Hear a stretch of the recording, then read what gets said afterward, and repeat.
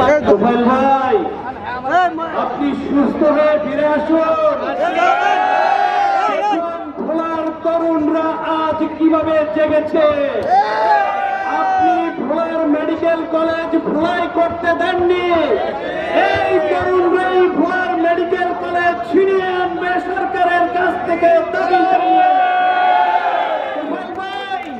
ভোলার মানুষের রক্ত দিয়ে পায়েস খেতে চেয়েছিলেন আপনি, আপনার পরিবার, কিন্তু সেই আশা আপনার আজকে ঘুরে গেলে। ভোলার আজকের যেই সমাবেশ, এই সমাবেশ বলে দিচ্ছে অচিরেই দাবি আদায় করে সবাই ঘরে ফিরে যাবে ইনশাআল্লাহ। ভোলার গ্যাস ভোলার প্রতিটি মানুষের ঘরে যাবে, ভোলা বরিশাল ব্রিজ হবে এবং ভোলাই মেডিকেল কলেজ সহ বিশ্ববিদ্যালয় হবে ইনশাআল্লাহ। এই তরুণরা যদি আর 10টা দিন মাঝে থাকে তাহলে সরকার সকল দাবি মেনে নিতে বাধ্য হবে ইনশাআল্লাহ।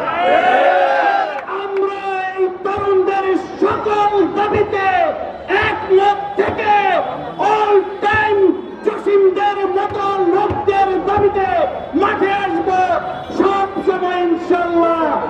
আল্লাহ যাতে আমাদের এই আয়োজকদের হায়াতে তাইবা দান করুন এবং পুরার মানুষের সুস্বাস্থ্য কামনা করে পুরার মানুষকে সকল সংগ্রামে অংশগ্রহণ করার জন্য দাবি জানিয়ে শেষ করছি। আসসালামু আলাইকুম ওয়া মা তৌফিকি ইল্লা বিল্লাহ। জানিয়ে দিয়েছি, কিন্তু আফসোস সেই দাবিগুলো নিয়ে বিগত সরকার যেরকম কোনো কর্ণপাত করে নাই, এখনো আমরা এরকম কোনো দেখতে পাই না। এইটা আমাদের জন্য খুবই দুঃখজনক। আমাদের মনে হয় ভোলাকে একটি রাষ্ট্রীয় বৈষম্য স্বীকার করা হয়। আমরা আমাদের যে গ্যাস, প্রিয় ভোলাবাসী আসসালামু আলাইকুম। আজকে আমরা যে দাবিগুলো নিয়ে এসেছি এটা আমাদের 30 লক্ষ জনগণের প্রাণের দাবি। প্রিয় ভোলাবাসী, আমরা আজকে চিকিৎসা ব্যবস্থা থেকে একেবারেই অবহেলিত। আমাদের ভোলা হাসপাতালে কোন ডাক্তার নাই বললেই চলে। আপনারা জানেন ইতিপূর্বে ভোলা একজন ডাক্তার ছিল, একজন দরবেশ ছিল, সে বলছিল ভোলাকে নাকি সিঙ্গাপুর বানিয়েছে। একজন চাপা মিথ্যা কথা, সে ভোলা হাসপাতালকে ময়লার বাজার হিসেবে পরিণত করেছে।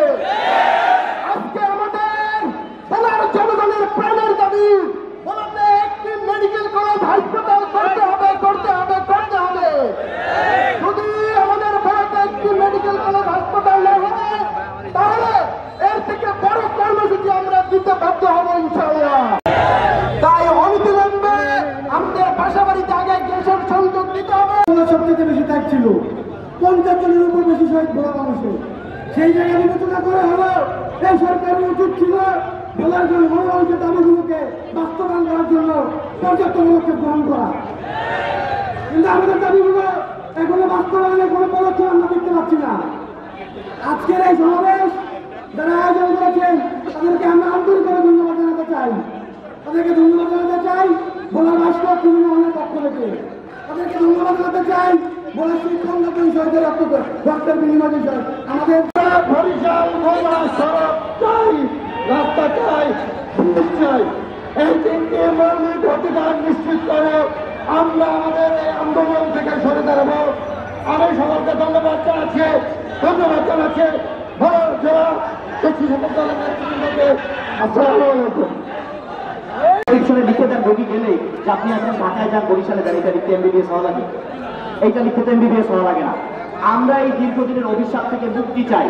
আমরা বাংলাদেশ আজকে স্বাধীন হয়েছে 38 শতাব্দীরও বেশি সময়, কিন্তু আমরা বাংলাদেশের মূল ভূখণ্ড থেকে এখনো বাইরে। একটা সেতুর মধ্য দিয়ে আমাদেরকে মূল ভূখণ্ডের সাথে সংযুক্ত করে দিই।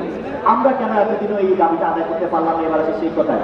আজকে এই মঞ্চটি আপনারা দেখতে পাচ্ছেন না, এখানে সকল সক্রিয় রাজনৈতিক দলের নেতৃবৃন্দ রয়েছে, অর্থাৎ ভোলাবাসী আজকে ঐক্যবদ্ধ হয়েছে।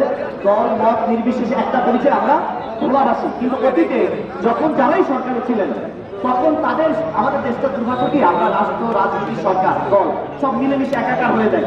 আমাদের দুর্ভাগ্য হচ্ছে যখন যারা ক্ষমতায় ছিলেন তখন সেই দলের সিদ্ধান্তের বাইরে ওই দলের লোকজন যেতে পারতেন না। কেন যেতে পারতেন না? যেহেতু ওই দলের সিদ্ধান্ত এরকম, তিনি তার পদ পদবি ধরে রাখার জন্য যাওয়ার সুযোগ ছিল না। আজকে একটি কথা দৃঢ়তার সাথে বলতে চাই, আগামী দিনে ভোলার মানুষের জন আকাঙ্ক্ষার বাইরে গিয়ে যিনি বা যাই দল রাজনীতি করতে চাইবেন বিন্দুমাত্র ভোলাবাসী তাদেরকে ছাড় দেবেন ইনশাআল্লাহ। এবং আমাদের এই অধিকার আদায়ের সংগ্রাম নিঃসন্দেহে আমরা হারবো না। তিনি তো অনুরোধ করি, একটা আন্দোলন তখনই ডিসগাইড হয়, বিফলে যায় যখন আন্দোলনটার সফলতার আগে ওই আন্দোলনের ক্রেডিট নেওয়ার চেষ্টা করি আমরা। অর্থাৎ আজকের যে আন্দোলন যে আমরা এখানে সমবেত হয়েছি, আমি দোয়া করবো, আহ্বান করবো, আপনারা কেউ এই আন্দোলন থেকে ক্রেডিট নেওয়ার চেষ্টা করবেন না।